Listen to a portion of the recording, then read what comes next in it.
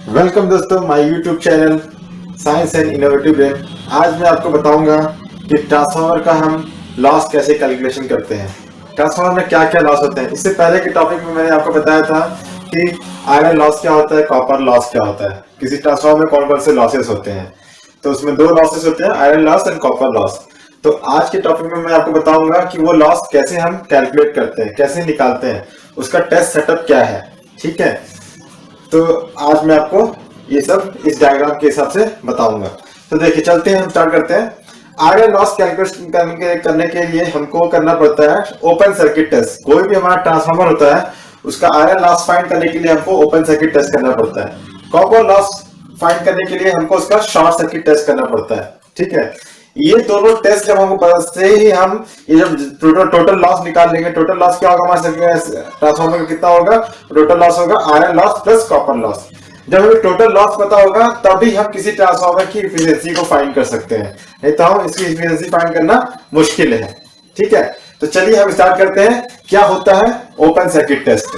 Open circuit test देखिए यहां मैंने एक सेटअप बनाया हुआ है, ये है हमारा OC test setup. OC means open circuit test setup. Okay, पहले हम ओपन सर्किट टेस्ट की बात करते हैं। तो ओपन सर्किट टेस्ट में क्या होता है, जो हमारा ट्रांसफार्मर होता है उसमें दो चीज होती है, एक primary winding, secondary winding. Means एक हायर साइड की वाइंडिंग होगी, एक लोअर साइड की वाइंडिंग होगी। मींस एक साइड हाई वोल्टेज देते हैं आप, एक साइड लो वोल्टेज आप प्राप्त करते हैं। ठीक है, तो आप उस टेस्ट सेटअप को ऐसे लगाएंगे, लोअर वोल्टेज साइड इधर, हाई वोल्टेज साइड इस साइड। तो टेस्ट सेटअप कैसे बनाएंगे, एक ट्रांसफार्मर लेंगे, उसका हाई वोल्टेज साइड पे एक वोल्ट मीटर लगा देंगे। ठीक है, और लो वोल्टेज साइड पे क्या करेंगे, एक वॉट मीटर कनेक्ट करेंगे, जैसे हमने यहाँ पे कनेक्शन बताया हुआ है। उसका करंट को कॉइल ऐसे इसके सीरीज में कनेक्ट करेंगे और वोल्टेज कॉइल इसके पैरेलल में। तो ये एक वॉट मीटर कनेक्ट कर देंगे और एक एमीटर एंड एक volt meter according to diagram connect कर देंगे। देन एक वैरिएक ले लेंगे, हम वैरिएक से उसको सप्लाई प्रोवाइड करेंगे। तो ये हो गया हमारा ओसी टेस्ट का टेस्ट सेटअप। वोल्ट मीटर हम क्यों लगाते हैं, वोल्ट मीटर हम इसलिए लगाते हैं कि हमारे पास जो हाई वोल्टेज है हमको मेंटेन करना है कि ट्रांसफार्मर का रेटिंग है। मान लीजिए कोई ट्रांसफार्मर दिया हुआ है आपको, उसका रेटिंग दिया हुआ है 24 वोल्ट बाई 240 वोल्ट और 440 वोल्ट बाई 11,000 वोल्ट। ठीक है, तो ये अगर ऐसा कुछ रेटिंग दिया हुआ है तो इसमें से हाई वोल्टेज साइड कौन सा हो गया, 11,000 साइड का वोल्टेज हो गया, और 20 और यू कैन से 240 वोल्ट का साइड जो हो गया वो हाई वोल्टेज साइड हो गया। लो वोल्टेज साइड का क्या हो गया 24 वोल्ट और 440 वोल्ट का साइड जो हो गया लो वोल्टेज साइड हो गया। तो इस तरह से हमको ट्रांसफार्मर को कनेक्शन करना पड़ेगा उसी टेस्ट करने के लिए। हम क्यों वोल्ट मीटर क्यों लगाते हैं, वोल्ट मीटर हम इसलिए लगाते हैं ताकि जो हमारा जो आउटपुट वोल्टेज है, जो ट्रांसफार्मर का जो मैक्सिमम वोल्टेज है, इधर वो 240 वोल्ट है और 11,000 वोल्ट है। तो वो वोल्ट मीटर हम इसलिए लगाते हैं ताकि हम जब वोल्टेज को बढ़ाएंगे तो हमको यहाँ पे एग्जैक्ट वोल्टेज जो यहाँ पे इसका रेटिंग है जो हमने बनाया डिजाइन किया वो वोल्टेज हमको यहाँ पे मेंटेन करना है। सेम वोल्टेज जो यहाँ पे है 240 वोल्ट और 11,000 वोल्ट जो भी है वो हमको यहाँ पे वोल्ट मीटर में एग्जैक्ट वोल्टेज दिखना चाहिए। बिकॉज आयरन लॉस जो होता है वो वोल्टेज पे डिपेंड करता है। वोल्टेज कम हो जाएगा तो आयरन लॉस मेरा कम हो जाएगा। ओके, बिकॉज आपने देखा ही था एडी करंट लॉस क्या होता है। एडी जैसे जैसे वोल्टेज बढ़ाएंगे, करंट वोल्टेज बढ़ेगा तो करंट बढ़ेगा, करंट बढ़ेगा तो क्या होगा आयरन लॉस बढ़ेगा। तो सेम चीज यहाँ पे, तो वोल्ट इसलिए हमको यहाँ पे वोल्ट मीटर लगाना है, देन एक वॉट मीटर लगाना है, देन एमीटर एंड एक वोल्ट मीटर। ठीक है, ये एमीटर वोल्ट मीटर अलग चीज फाइंड करने के लिए, मींस इसका वाइंडिंग का रेजिस्टेंस फाइंड करना है तो वो फाइंड करने के लिए हम इसको यूज कर सकते हैं। पावर फैक्टर फाइंड करना है उसके लिए हम यूज कर सकते हैं। यहाँ पे हो जाएगा हमारा एक ऑटो ट्रांसफार्मर। ठीक है, तो ये हमारा सेटअप हो गया।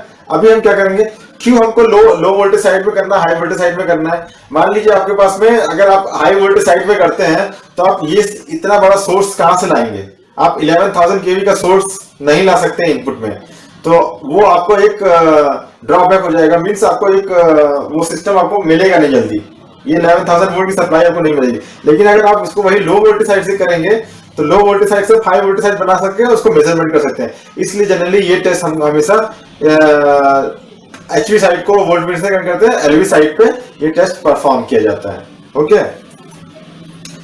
ये क्वेश्चन बहुत जगह पूछता है कि किधर टेस्ट करना है हमको, ओपन सर्किट टेस्ट और कॉपर और शॉर्ट सर्किट टेस्ट। तो ये हो गया। तो हम टेस्ट सेटअप लगाएंगे, एक वोल्ट मीटर, एक ऑटो ट्रांसफार्मर लेंगे। ऑटो ट्रांसफार्मर से हम क्या करेंगे, स्लोली स्लोली सप्लाई इंक्रीज करेंगे, इसको उस वैल्यू तक इंक्रीज करेंगे जब तक कि यहाँ पे रेटेड वोल्टेज नहीं आ जाता है। यहाँ पे जो वोल्ट मीटर है मेरा वो रेटेड वोल्टेज नहीं दिखाता है, जब तक नहीं दिखाता है तब तक हम ये वोल्टेज को इंक्रीज करते रहेंगे। ठीक है, यहाँ पे आप इसको V1 कर दीजिए, अदरवाइज कंफ्यूजन हो जाएगा, दोनों वोल्ट मीटर अलग अलग क्यों है, और तो ये डिफरेंट डिफरेंट हो जाएगा। यहाँ भी आप इसको कर दीजिए चाहे तो, सॉरी इसको कर दीजिए एमीटर 1, ताकि वो डिफरेंट डिफरेंट रहेगा। ओके, तो यहाँ पे हम इसको वोल्टेज को स्लो स्लो इंक्रीज करेंगे, तब तक इंक्रीज करेंगे तब तक ये रेटेड वोल्टेज यहाँ पे शो नहीं करता है। जैसे ही रेटेड वोल्टेज शो करेगा तो ये जो मेरा ये हमने जो वॉट मीटर लगाया है, जो वॉट मीटर की जो रीडिंग होगी, पावर रेटिंग होगी, जो रीडिंग हमको देगा वो मेरा क्या होगा, वो मेरा आयरन लॉस की वैल्यू होगी, वही मेरा आयरन लॉस होगा। तो ये आयरन लॉस हमको कैसे मिलेगा, इस वॉट मीटर से हमको आयरन लॉस की वैल्यू मिल गई। तो ये आयरन लॉस क्या हो गया मेरा, ये WE के बराबर हो गया। तो इस टेस्ट से हमको क्या मिला, आयरन लॉस हमको मिल गया। ठीक है, अभी हम करते हैं copper loss test. Copper loss कैसे फाइंड करना है हमको, तो कॉपर लॉस फाइंड करने के लिए हमें क्या करना पड़ेगा, short circuit test. Short circuit मतलब किसी चीज को हम शॉर्ट कर रहे हैं, तो शॉर्ट सर्किट टेस्ट करने के लिए हम आएंगे इस टेस्ट सेटअप पे। ये जो टेस्ट सेटअप है ये हमारा शॉर्ट सर्किट टेस्ट सेटअप है। ठीक है, इसमें क्या करते हैं हम, इसको हमेशा हम LV साइड पे करते हैं। LV साइड पे हम HV साइड पे हम इसको वोल्टेज देते हैं और हमेशा LV साइड को शॉर्ट करते हैं। इसमें उल्टा था, देखिए इसमें LV साइड पे हम सप्लाई देते हैं, HV साइड को हम ओपन करते हैं। यहाँ पे LV साइड को हम शॉर्ट करेंगे, HV साइड पे हम सप्लाई प्रोवाइड करेंगे। क्यों हम करते हैं उसका भी रीजन है, because LV high voltage side की जो वाइंडिंग होगी, बिकॉज बहुत ज्यादा टर्न होंगे तो उसका जो थिकनेस होगा वायर का बहुत कम होगा, मतलब बहुत पतला वायर होगा। ठीक है, तो इसलिए हम अगर इसको हम शॉर्ट करेंगे तो उसमें कॉपर लॉस भी ज्यादा दिखाएगा, और गर्म होने की वजह से क्या हो जाएगा, ज्यादा करंट फ्लो होगा तो गर्म होने की वजह से वो वाइंडिंग जल जाएगी, जल भी सकती है। तो इसलिए हम क्या करते हैं, हम हमेशा शॉर्ट सर्किट करते हैं लो वोल्टेज साइड में। ये लो वोल्टेज साइड है तो क्या होगा, इसका रेटिंग ज्यादा होगा तो इसका वायर जो होगा थिकनेस ज्यादा होगा, तो ये वो शॉर्ट सर्किट करंट जो होगी उसको बेयर कर लेगा आराम से। ठीक है, इसलिए हम इसको लोअर साइड पे करते हैं। तो लोअर साइड पे क्या करते हैं, हम इसको एक एमीटर लो वोल्टेज साइड को हम एक एमीटर से जोड़ देते हैं, एमीटर कनेक्ट कर देते हैं। और हाई वोल्टेज साइड में एक वॉट मीटर लगा देते हैं, एक वोल्ट मीटर लगा देते हैं, और एक वोल्ट मीटर लगा देते हैं, एक एमीटर लगाते हैं, और एक ऑटो ट्रांसफार्मर से इसको सप्लाई देते हैं। तो हम ऑटो ट्रांसफार्मर से स्लोली स्लोली सप्लाई को इंक्रीज करेंगे, इतना इंक्रीज करेंगे, ऐसे इंक्रीज करेंगे कि जो ये ट्रांसफार्मर का जो लो वोल्टेज साइड का जो रेटेड करंट है, मान लीजिए आपका जो ट्रांसफार्मर है वो कुछ, उसका जो सेकेंडरी का जो रेटेड करंट है वो कुछ 30 एम्पियर है। ठीक है, अगर आपका सेकेंडरी का जो वाइंडिंग का जो रेटेड करंट है वो आपने 30 एम्पियर के हिसाब से बनाया है, इसका जो वायर चूज किया है वो अगर 30 एम्पियर के हिसाब से है, तो हम करंट यहाँ से वोल्टेज उतना ही ऐसे इंक्रीज करेंगे ताकि यहाँ पे जो एमीटर है वो मेरे को 30 एम्पियर शो करे। तो जैसे ये 30 एम्पियर की जनरल 30 एम्पियर मैंने लिया होगा, जो डिजाइन डेटा देखना पड़ेगा कि ट्रांसफार्मर का रेटिंग क्या है, तो उस रेटिंग के हिसाब से हम यहाँ पे वो वैल्यू चूज करेंगे। ठीक है, तो जो भी करंट का वैल्यू को चूज करेंगे, तो वो उस करंट वैल्यू को हम यहाँ पे लाएंगे। जैसे हम यहाँ चूज किया 30 एम्पियर, तो 30 एम्पियर हम यहाँ पे इसको लाएंगे, यहाँ से स्लोली इंक्रीज करके। ऐसा नहीं कि हमने डायरेक्ट दे दिया, अचानक वोल्टेज दे दिया, अचानक वोल्टेज दे दिया तो यहाँ पे 30 एम्पियर के बहुत ज्यादा एम्पियर, कई किलो एम्पियर भी फ्लो हो जाएगा, बिकॉज शॉर्ट सर्किट किया हुआ है आपने। शॉर्ट सर्किट किया तो क्या वोल्टेज इंक्रीज होता जाएगा, तो यहाँ पे करंट बढ़ती चली जाएगी। तो इसलिए हमको यहाँ पे स्लोली इंक्रीज करना है, बहुत छोटे छोटे स्टेप में इंक्रीज करना है वोल्टेज को।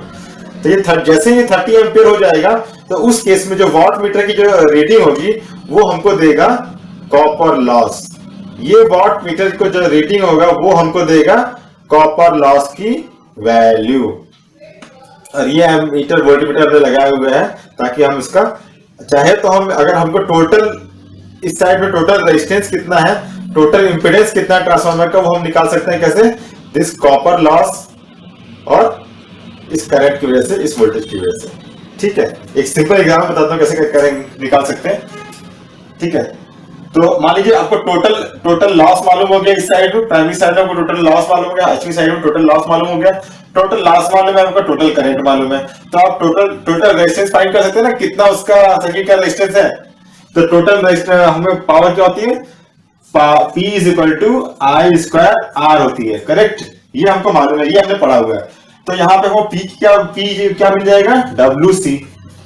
करंट कितनी मालूम है हमको, यहाँ पे जो भी मालूम हो जाएगी करंट, वो हो जाएगी हमारी A। तो A का स्क्वायर इंटू R ऑफ 0 1 करेंगे। 0 1 इसलिए क्योंकि हम प्राइमरी साइड से देख रहे हैं। प्राइमरी साइड मींस इस साइड में जो रेजिस्टेंस आएगा वो इस वाइंडिंग का रेजिस्टेंस प्लस इस वाइंडिंग का रेजिस्टेंस मिला के total resistance of the transformer होगा, इसलिए ये हमको यहाँ पे ऐसा दिखेगा। तो हम total resistance means secondary resistance refer to primary side plus primary resistance, दोनों का एडअप करके हमको ये टोटल रेजिस्टेंस मिलेगा। तो हम इस तरह से टोटल रेजिस्टेंस कैलकुलेशन कर सकते हैं। तो इसलिए हमने ये वोल्ट मीटर एमीटर लगाया हुआ है, वो डिफरेंट कैलकुलेशन करने के लिए है। वो चाहिए तो मैं आपको दूसरे लेक्चर में बताऊंगा। तो इस सेटअप से हमको मिल गया यहाँ पे कॉपर लॉस। तो ये जो टेस्ट होगा हमको क्या देगा, copper loss, WC copper loss देगा हमको, ठीक है। अब हमको देखिए इस दोनों टेस्ट सेटअप से हमको क्या मिल गया, आयरन लॉस की वैल्यू और कॉपर लॉस की वैल्यू मिल गई। अगर ये दोनों वैल्यू पता है हमको तो अभी हम इफिशिएंसी निकाल सकते हैं किसी ट्रांसफार्मर की। तो चलिए हम इफिशिएंसी की कैलकुलेशन करते हैं। इफिशिएंसी कैसे कैलकुलेशन करेंगे किसी ट्रांसफार्मर का।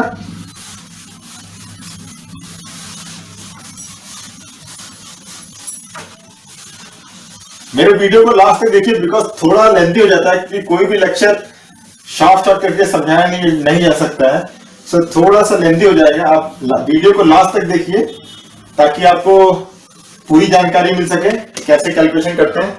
तो चलिए, ओपन सर्किट टेस्ट से हमको आयरन लॉस मिल गया, शॉर्ट सर्किट टेस्ट से हमको कॉपर लॉस मिल गया। अभी जब ये दोनों लॉस हमको मिल जाएगा तभी हम किसी ट्रांसफार्मर की इफिशिएंसी निकाल सकते हैं, ठीक है। इफिशिएंसी निकालने के लिए क्या करेंगे हम, इफिशिएंसी का फॉर्मूला क्या होता है, किसी ट्रांसफार्मर की इफिशिएंसी को हम डिनोट करते हैं ईटा से, ईटा। तो ईटा की वैल्यू क्या हो जाएगी, eta is equal to output power upon input power, output power upon input power, ठीक है। ये हो गई हमारी इफिशिएंसी। अगर इसी को परसेंटेज में निकालना होगा तो जस्ट यहाँ पे हम इसको 100 से मल्टीप्लाई कर देंगे। 100 से मल्टीप्लाई करने की ये वैल्यू जो होगी हमारी, ये परसेंटेज में आ जाएगी, ठीक है। तो इस तरह से हम ट्रांसफार्मर की इफिशिएंसी कैसे निकालेंगे, output power upon input power. तो आउटपुट कोई लोग क्या करते हैं, आउटपुट पावर कैसे कैलकुलेशन कर लेते हैं, एक ट्रांसफार्मर दिया हुआ है, उसका इनपुट वोल्टेज निकाल लेंगे, इनपुट करंट निकाल लेंगे, तो उसको मल्टीप्लाई कर देंगे, तो वो input voltage into input current, तो हमको क्या मिल जाएगा, इनपुट पावर मिल जाएगा। मान लीजिए P1 कर दिया उसने, और आउटपुट निकालने के लिए उसका आउटपुट इसकी वैल्यू मालूम है, और या उसका करंट मालूम है कितना है, उससे मल्टीप्लाई कर दिया, आउटपुट वोल्टेज मालूम है, उससे मल्टीप्लाई कर दिया, तो उसने निकाल दिया P output is equal to V2 into I2, और उसका मालूम है वैल्यू, तो उसने वहां सीधे वैल्यू लिख के निकाल दिया। बट ये क्या है, ये प्रोसीजर रॉन्ग है। इससे आपको ट्रांसफार्मर की मैक्सिमम, आप ट्रांसफार्मर की एग्जैक्ट एफिशिएंसी कैलकुलेशन नहीं कर पाएंगे, क्योंकि अगर मान लीजिए आपने यहाँ पे आपने एमीटर भी लगा दिया और यहाँ पे शॉर्ट कर दिया, तो आपको यहाँ पे वोल्टेज कैसे पता चलेगा, आपको पता नहीं चलेगा, क्योंकि मल्टीमीटर वो वोल्टेज को रीड नहीं कर पाएगा, बिकॉज शॉर्ट सर्किट हुआ। तो आपको वोल्टेज नहीं मालूम है, तो आप कैसे आप निकालेंगे कि उसका आउटपुट पावर कितना है। तो इस फॉर्मूले से आप नहीं, इस तरह से आप नहीं निकाल सकते। इसको सही तरीका निकालने का क्या है, आपको ओपन सर्किट टेस्ट और शॉर्ट सर्किट टेस्ट करना ही पड़ेगा, ठीक है। तो इस तरह से हम उसका कैलकुलेशन कर सकते हैं। तो हमको मिल गया output power upon input power. अभी देखिए इनपुट पावर क्या होती है, इनपुट पावर कोई भी सिस्टम होता है, मान लीजिए एक ट्रांसफार्मर है, तो इनपुट पावर क्या कह सकते हैं, मान लीजिए आपने कोई इनपुट पावर Pi दिया, इसको P इन दिया हुआ आपने, या P इन बोल दीजिए इसको, P इन दिया है, P आउट आप ले रहे हैं, तो आइडियल नहीं है, तो क्या होगा, इसमें कुछ लॉसेस होगा। तो यहाँ पे क्या लॉसेस होंगे, कुछ लॉस अंदर हो रहा है। तो यहाँ पे अगर आप देखिए, इसको P लॉस कर दूं मैं, P लॉस कर दूं, तो P इनपुट कितना हो गया, P इनपुट कितना हो गया, वो हो गया मेरा P out plus P loss, इन दोनों के बराबर हो गए, इन दोनों के एड अप कर देंगे तो आपको टोटल पावर, इनपुट पावर मिल जाएगी हमको। तो यही चीज उठा करके आप इस फॉर्मूला में पुट कर दीजिए। तो हमको फॉर्मूला कैसे चेंज करके मिलेगा, एफिशिएंसी फॉर्मूला क्या हो जाएगा हमारा, इसको पी आउट कर देते हैं, P out upon P out plus P loss. ये जो लॉस है ये टोटल लॉस है, total loss,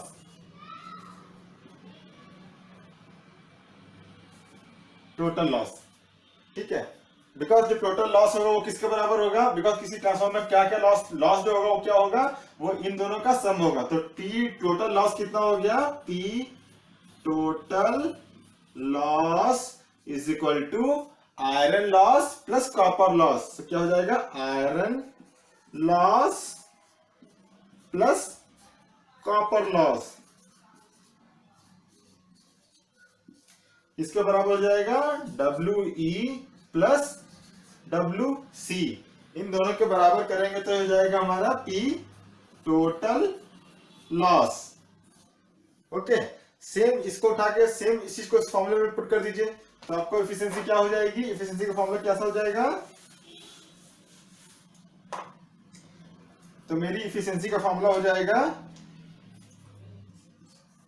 P out upon P out plus WE plus WC। ये हो जाएगी मेरी इफिशियंसी का फॉर्मूला। ओके, तो इस तरह से हम ट्रांसफार्मर की इफिशियंसी पता कर सकते हैं। ट्रांसफार्मर की अगर आयरन लॉस दिया है, कॉपर लॉस दिया हुआ है, आउटपुट पावर दिया है, तो हम उसका इफिशियंसी कैलकुलेशन कर सकते हैं आराम से। बहुत से क्वेश्चन पूछता है, उसमें आयरन लॉस की वैल्यू दिया होता है, कॉपर लॉस की वैल्यू दिया होता है, तो हम वहां से उसका एफिशिएंसी पता कर सकते हैं। या टोटल लॉस दिया रहेगा तो हम उसका वैल्यू पता कर सकते हैं। टोटल लॉस दिया तो ये फॉर्मूला लगाएंगे, अगर इंडिविजुअल लॉस दिया अलग दिया हुआ है तो हम ये अलग फॉर्मूला लगा करके उसका कैलकुलेशन कर सकते हैं। अब बात करते हैं ट्रांसफार्मर की मैक्सिमम एफिशिएंसी कब होगी, वो कौन सी कंडीशन है जिसमें ट्रांसफार्मर का एफिशिएंसी जो होगा वो मैक्सिमम होगा। तो मैक्सिमम एफिशिएंसी की कंडीशन क्या है, ट्रांसफार्मर की मैक्सिमम एफिशिएंसी कंडीशन क्या है,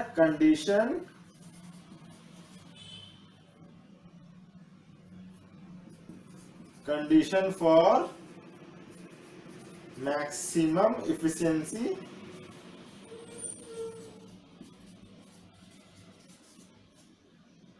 क्या होगी कंडीशन, जब iron loss is equal to copper loss हो जाएगा तो वही कंडीशन होगी मेरी ट्रांसफार्मर की मैक्सिमम एफिशिएंसी। तो iron loss is equal to copper loss means WE is equal to WC। जब iron loss is equal to copper loss हो जाएगा तो वो जो होगी कंडीशन मेरी ट्रांसफार्मर की मैक्सिमम एफिशिएंसी की कंडीशन होगी। तो मान लीजिए किसी क्वेश्चन में बोलता है कि ट्रांसफार्मर की मैक्सिमम एफिशिएंसी फाइंड आउट करिए आप, और उसमें उसका आयरन लॉस की वैल्यू दी हुई है, तो आप आयरन लॉस की वैल्यू कॉपर लॉस की जगह पे आयरन लॉस की ही वैल्यू रख दीजिए, तो आपको यहाँ पे उसकी मैक्सिमम एफिशिएंसी यहाँ से आप कैलकुलेशन कर सकते हैं। मैं यहाँ फॉर्मूला चेंज करके दिखाता हूँ क्या फॉर्मूला हो जाएगा।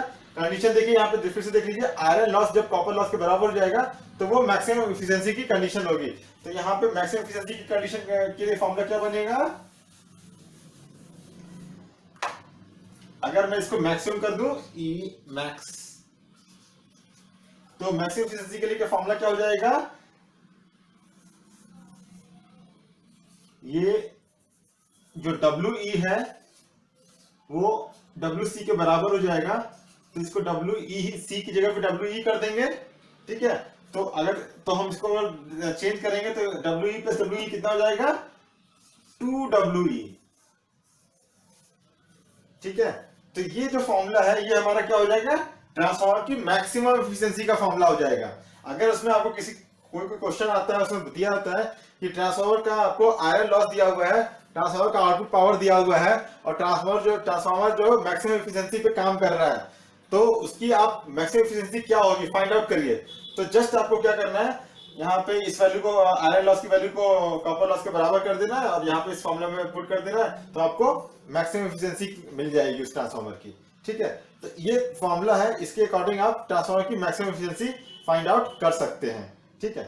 ओके, थैंक यू दोस्तों। कैसा लगा आपको मेरा वीडियो लास्ट तक देखिए। एक्चुअली बड़ा हो जाता है क्योंकि बीच में स्किप करना मुश्किल है। अगर आप स्किप करके देखते हैं तो आपको बहुत सी चीज समझ में नहीं आएगी, इसलिए वीडियो को पूरा लास्ट तक देखिए। Okay, thank you.